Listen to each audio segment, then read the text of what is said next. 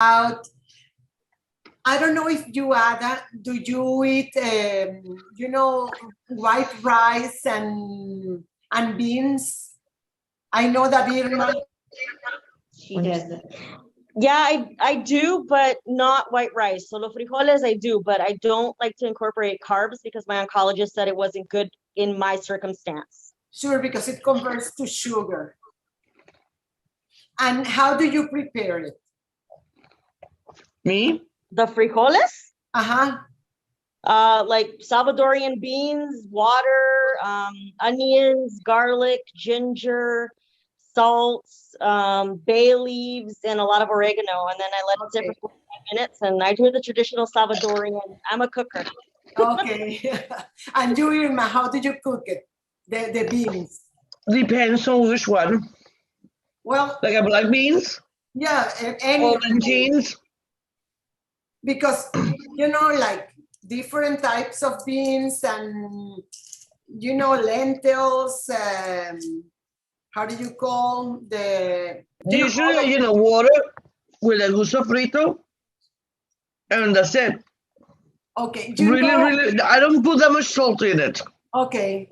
I have my own oregano that I, plant, and that's it. Okay. Do you remember your grandma or your mom that they used to put the beans overnight in water? Oh, yeah. You don't do that anymore. Well, let me tell you that that's the best thing to do it for this, because it has more collagen and it will ferment it. And it's the healthier way for your stomach to do it. So they recommend that you leave it overnight for 8-9 hours, and it will start to get like the little thing that it goes like it's fermenting. And that is the best for you because it has probiotics. And you use the water or you throw it away? You throw away the water because what you right. want to do is to have this fermented. So that's the best way that you will get all the nutrients, and it's not going to produce the gases that a lot of people complain about, the gases with the grains and the beans. So that will take care of that problem, and you can digest it better. Do you know, I don't eat white rice today. I went to buy white rice to show you, right? This is white rice. A lot of people in the world, they base their nutrients from white rice. What happened is the white rice is so processed that it doesn't have a lot of nutrients. So you lose all the nutrients. Some people don't get used to, to the brown rice or to other stuff, but there's a way that you can transition yourself to a different way of eating. And the way that you can do that is using, the white rice, using the brown rice, and do it together. And you can even add the quinoa to the mix. And then, do you know what is this? Chia. Chia. And you can do a mix of chia, white rice, brown rice, and quinoa. And you start like every week to decrease the amount that you have of white rice until you don't use white rice. And your taste buds are going to to get used to the taste of not using the white rice. And that I don't eat white rice. No, because white rice doesn't have a lot of nutrients. No, I don't like what it. What happens is the white rice, they take the brown rice and they peel it. And a lot of all the vitamin B, it's in the peel. So if you don't have it there, you are losing all the nutrients, the most important ones. So what do you think about the way to start, cooking the different, the rice? Do you think that will work for you, Irma? Oh yeah, no, I like quinoa. I don't need white rice. Quinoa. Mm-hmm. Even when my family eats a lot of white rice, I don't even like it. Unless it's huevo frito y arroz. That's the only time I really eat white rice. I can leave that part of it. Yeah. But usually I don't. I buy like a pound of rice, white rice, and it takes me like a year to finish it. Yeah. I'd rather eat something else than rice. I love quinoa with vegetables. Yeah. I like chia. Oh, and you can do the quinoa. I do the quinoa with kale, with broccolis. I put everything in there. A sofrito. So I do everything with that. Yeah, you can even eat it cold. Yeah, yes, it's good. Even it's good in a salad. Oh yeah, you can add some shrimps and leave it like a cold salad. Oh, yes. Cilantro and that's it. Yes, and It's amazing. And the herbs are really good. You know what I love to take also I take it, sometimes in the morning and sometimes at noon, the carcomin. And to be absorbed, you need to mix it with black pepper and take like a little spoon. And that is really What is that, Maddie? El carcomin.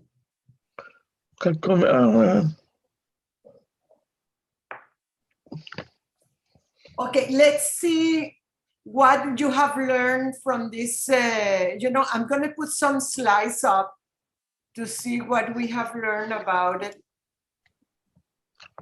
And the good thing is that you girls, you are very familiar with all the healthy way of eating. I'm using the good one. Let me see what I'm sharing now. Are you looking at what I'm sharing or no? Yeah. What are you looking at? The good fats? Good fat are not too good, and inflammation and sugar. Okay, good. Let me open this one. I don't know what happened. Give me a second. That technology and me, we are not very good friends. Okay, now we are looking at what. Okay, so let's see what we learned today about this is that the good fats are the butter, regular butter, because it has vitamin A, vitamin D, and vitamin K. The avocado oil, yeah, and the olive oil. And how about coconut oil? Coconut oil too. I didn't wrote it down, but coconut oil is good too. Yeah, that's the one I use mostly. Yes. And there's a lot, and even the coconut oil is great for your skin. My granddaughters, when they were babies, we used to give them massages with the coconut oil because the doctor said that is good.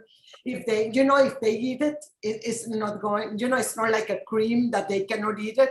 Coconut oil, they don't have a problem. And we were talking also about the fats that are not good for you because it causes inflammation, and it also can give you like, the age spots in your skin. And it's the soy oil, corn oil, canola oil. Any processed oil is really bad and it creates inflammation also, as well as sugar. Sugar also creates a lot of inflammation. We are supposed to have 28 grams of sugar a day, and we are having much more than that. I use what is good, and to use it instead of sugar, the stevia, because stevia is healthy, but you just need to use a good stevia, like a drop, because it's so sweet. It's sweeter than sugar. So what do you take away that is going to be good for your gut health? What's your takeaway on that? Sugar. No, but what it will help you with gut health? The apple cider vinegar with mother. in the morning, and the chicken bones broth, because it will help you with the lining. So instead, can you do beef bones? Does it have the same collagen in it, or is it chicken is better? Any like cows and different animals with the bone, all the cartilage, how do you say? Cartilage. Cartilage. You have to use all of that, the bones, the cartilage. Let me tell you a story that what happened to me in China, like in 2007. I went in a work trip, and the people from the factory invited me to have lunch with them. And they said, I'm going to order for you. And they ordered a bone soup. And I was like, what is this? And they had like, they used the bone, and the center of the bone, how do you call that? That is like that thing in the center of the bone. The cartilage? No, it's what? Tuétano. I think it's in Spanish. I don't know what's the name in The English. tendon. The tendon? No, it's let me look here and Dr. Google. Yeah. Let's see. Is what's the name in Spanish now? Tuétano. Bone marrow. Okay, the bone marrow. So Okay. they were eating that. It was so disgusting. But let me tell you, those Asian people, they always look young. And they eat that frequently. That's something that is in their diet. And that has a lot of collagen. I'd rather have the chicken bone broth than to have that. Really? It tastes amazing. Oh, I know. I've made beef. So what I do with the beef is, like, if you roast them in the oven before you throw them in the pot, it gives it such a different flavor. Oh, and you nice. you release the natural fats, and they stay in the pan, and then you just throw that in. And then when you're cooking it, you add just like a onion or a garlic or a ginger, something simple. But how much are you said you take it 3 times a day? 3 times a day. They recommend it 3 times a day. I buy it at Costco, the organic. It's called, and they also sell it, in Amazon. The chicken bone broth. And I use, as I was telling you, I use like, condiments, because it doesn't taste it doesn't taste anything there. But I use all the herbs and seasoning, and it tastes really good. And it's very satisfying, and it's great for all your skin and all your organs, because all your organs, they need collagen.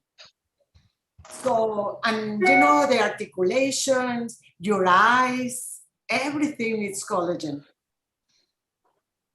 And it sounds like a lot, but you wouldn't get that type of collagen in the pills, because some of the pills are done, not in a very good way to be absorbed.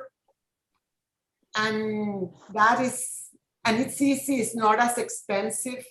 So, Mary, have you tried chicken feet broth?